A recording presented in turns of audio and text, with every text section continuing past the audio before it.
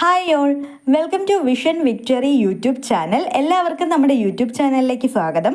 അപ്പം നമ്മുടെ ലാസ്റ്റ് വീഡിയോയിൽ നമ്മൾ പറഞ്ഞിട്ടുണ്ടായിരുന്നു, ഇനി മുതൽ സ്പെഷ്യൽ ബ്രാഞ്ചിൻ്റെ എക്സാമിന് വേണ്ടി ഏതൊക്കെ ടോപ്പിക്സാണ് പഠിച്ചത്, ടൈം ടേബിൾ എങ്ങനെയാണ് കവർ ചെയ്തത്, ഇങ്ങനെയുള്ള കാര്യങ്ങളെല്ലാം ഡേ 1 ഡേ 2 അങ്ങനെ ഒരു ഓർഡറിൽ അപ്ഡേറ്റ് ചെയ്യുമെന്ന്.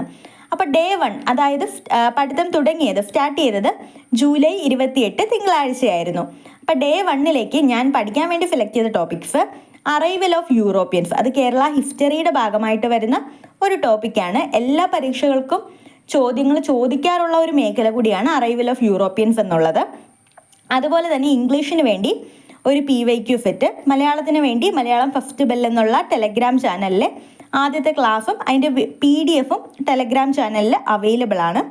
മാത്സിന് വേണ്ടിയിട്ട് 2021 LD ക്ലർക്ക് പരീക്ഷയ്ക്ക് ചോദിച്ച PYQ, അതുപോലെ തന്നെ റേഷ്യോ എന്നുള്ള ടോപ്പിക്കിൽ പാർട്ട് 1 വീഡിയോയുമായിരുന്നു. ഈ റേഷ്യോ എന്നുള്ള ടോപ്പിക്ക് ഞാൻ ജെറിൻ സാറിൻ്റെ ക്ലാസ് കേട്ടാണ് പഠിക്കുന്നത്. അതിനകത്ത് 9 പാർട്ടായിട്ടാണ് ആ ടോപ്പിക്ക് അറേഞ്ച് ചെയ്തിരിക്കുന്നത്.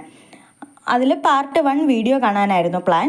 കറണ്ട് അഫെയറിന് വേണ്ടിയിട്ട് ഹർഷിതം എഡ്യൂടെക്, അതിനകത്ത് ഷുവർ ഷോട്ട് കറണ്ട് അഫെയർ എന്ന് പറഞ്ഞ് മാം ഒരു പ്ലേലിസ്റ്റ് ആക്കി ഇട്ടിട്ടുണ്ട്. അതിൽ ആദ്യത്തെ 8 വീഡിയോ കാണാനായിരുന്നു പ്ലാൻ ചെയ്തത്. പിന്നെ 5 PYQ ക്വസ്റ്റ്യൻസ്, അതെൻ്റെ കയ്യിലൊരു ഗൈഡുണ്ട്, PYQ ഗൈഡുണ്ട്. അതിൽ നിന്നും ഡിഗ്രി ലെവലിന് ചോദിച്ചിട്ടുള്ള 5 ക്വസ്റ്റ്യൻസും പഠിക്കുക. ഇത്രയായിരുന്നു ഞാൻ ടു ഡു ലിസ്റ്റിൽ പ്ലാൻ ചെയ്തിട്ടുണ്ടായിരുന്ന ടോപ്പിക്സ്. ഇതിൽ അറൈവൽ ഓഫ് യൂറോപ്യൻസ് എനിക്ക് കംപ്ലീറ്റ് ചെയ്യാൻ പറ്റി. ഞാൻ PK ലേണിങ്സിൻ്റെ ആപ്പ് എടുത്തിട്ടുണ്ടായിരുന്നു സെക്രട്ടേറിയറ്റ് അസിസ്റ്റൻറ്റിന് വേണ്ടിയിട്ട്. ഏകദേശം 11 പാർട്ടായിട്ടാണ് അതിൽ അറൈവൽ ഓഫ് യൂറോപ്യൻസ് എന്നുള്ള ടോപ്പിക്ക് അറേഞ്ച് ചെയ്തിരിക്കുന്നത്. ആ 11 പാർട്ടുകളും കാണാൻ പറ്റി. പക്ഷേ ഇംഗ്ലീഷിലേക്ക് വന്നപ്പോൾ എനിക്ക് PKPSCയുടെ തന്നെ യൂട്യൂബ് ചാനലിലുള്ള PYQ ക്ലാസ് ഉണ്ട് ഇംഗ്ലീഷിൻ്റെ. ശ്രുതി എന്ന് പറയുന്ന ഒരു മാം ആണ് അത് എടുത്തിരിക്കുന്നത്. പക്ഷേ എനിക്കത് കാണാൻ പറ്റിയില്ല. കാരണം ഈ ഒരു അറൈവൽ ഓഫ് യൂറോപ്യൻസ് ഞാൻ വിചാരിച്ചതിലും കൂടുതൽ ടൈം എടുക്കേണ്ടി വന്നു പഠിക്കാൻ.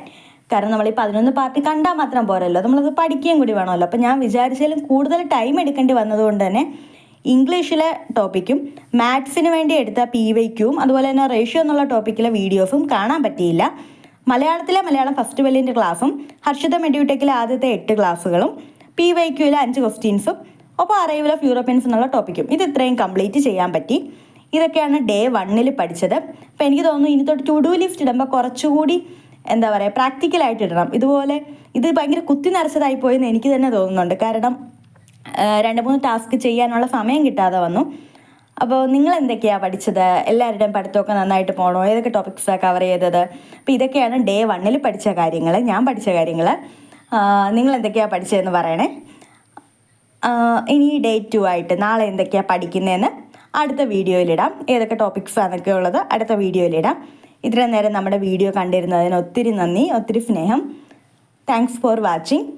നമ്മുടെ ചാനൽ ആദ്യമായിട്ടാണ് കാണണമെങ്കിൽ ഒന്ന് സബ്സ്ക്രൈബ് ചെയ്ത് സപ്പോർട്ട് ചെയ്യണം. അപ്പോൾ നമുക്ക് നെക്സ്റ്റ് വീഡിയോയിൽ കാണാം. താങ്ക്